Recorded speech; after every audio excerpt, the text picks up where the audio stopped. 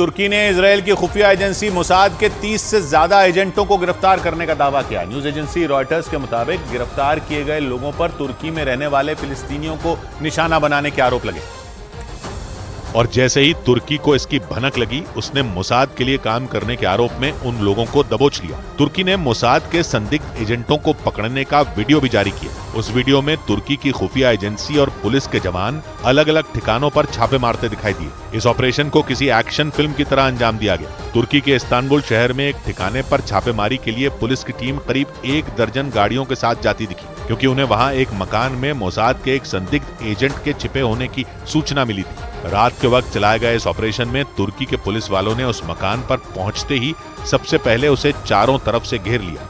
इसके बाद कुछ पुलिस वाले मकान का दरवाजा तोड़ने लगे।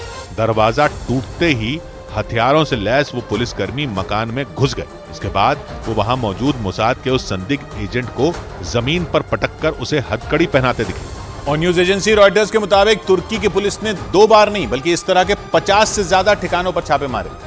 ये छापेमारी इस्तांबुल समेत तुर्की के 8 प्रांतों में की गई, क्योंकि तुर्की के एक अधिकारी ने चौंकाने वाला दावा किया कि इजरायल की खुफिया एजेंसी मोसाद उनके देश में बड़े पैमाने पर अपने एजेंटों की भर्ती कर रही है और उन एजेंटों का मकसद तुर्की में रहने वाले फिलिस्तीनियों को टारगेट करना है। तुर्की के उस अधिकारी के मुताबिक मोसाद उन एजेंटों को इस तरह तैयार कर रही है कि वो फिलिस्तीनियों पर नजर रखने के साथ साथ आदेश होने पर उन पर हमला या उन्हें अगवा तक कर सके। दावा किया गया कि इजरायल पर हमास के हमलों के कुछ दिन बाद ही मोसाद ने तुर्की में अपने एजेंटों की भर्ती शुरू कर दी थी। रॉयटर्स के मुताबिक तुर्की की खुफिया एजेंसी अपने देश में काफी दिनों से ऐसे लोगों की निगरानी कर रही थी जिन पर मोसाद का एजेंट होने का शक हो, और जैसे ही उसे ऐसे लोगों का पता चला, उसने ताबड़तोड़ छापेमारी शुरू कर दी।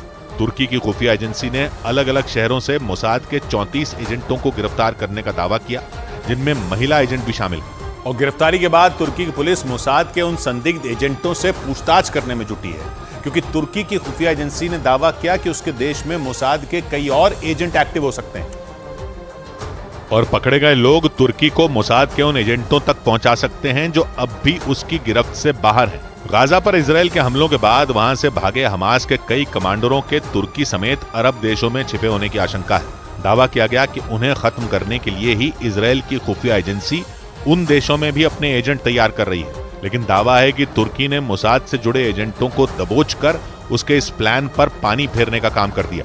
गाजा पर इजरायल के हमलों के बाद से ही तुर्की और इजरायल के रिश्तों में खटास बढ़ती जा रही है, और ऐसा इसलिए क्योंकि तुर्की गाजा पर इजरायल के हमलों का खुलकर विरोध करता है। यही नहीं, तुर्की के राष्ट्रपति रजीब तैयब एर्दोआन इजरायल के प्रधानमंत्री पर गाजा में नरसंहार करने का आरोप भी लगा चुके हैं। एर्दोआन के आक्रामक रुख पर भड़के इजरायल ने तुर्की से अपने राजदूत को भी वापस बुला लिया था। ऐसे में माना जा रहा है कि मोसाद से जुड़े एजेंटों को पकड़कर तुर्की ने इजरायल को बड़ा झटका दे दिया। उधर चीन से बढ़ती तनातनी के बीच फिलीपींस और अमेरिका की सेनाओं ने दक्षिण चीन सागर में जॉइंट पेट्रोलिंग शुरू कर दी। सऊदी अरब के न्यूज चैनल अल अरबिया के मुताबिक दक्षिण चीन सागर में ये गश्त उन इलाकों में शुरू की गई जिन पर चीन अपना दावा करता है, और माना जा रहा है कि अमेरिका और फिलीपींस के इस कदम से चीन बुरी तरह तिलमिला गया, क्योंकि चीन पूरे दक्षिण चीन सागर पर अपना हक जताता है। उसे ये कतई मंजूर नहीं कि उसका सबसे बड़ा दुश्मन अमेरिका उसके पड़ोसी देशों के साथ समंदर में किसी तरह की कोई ड्रिल या फिर पेट्रोलिंग करे। लेकिन सऊदी अरब के मीडिया के मुताबिक चीन के विरोध के बाद भी अमेरिका ने फिलीपींस के साथ मिलकर दक्षिण चीन सागर में 2 दिनों की गश्त शुरू कर दी।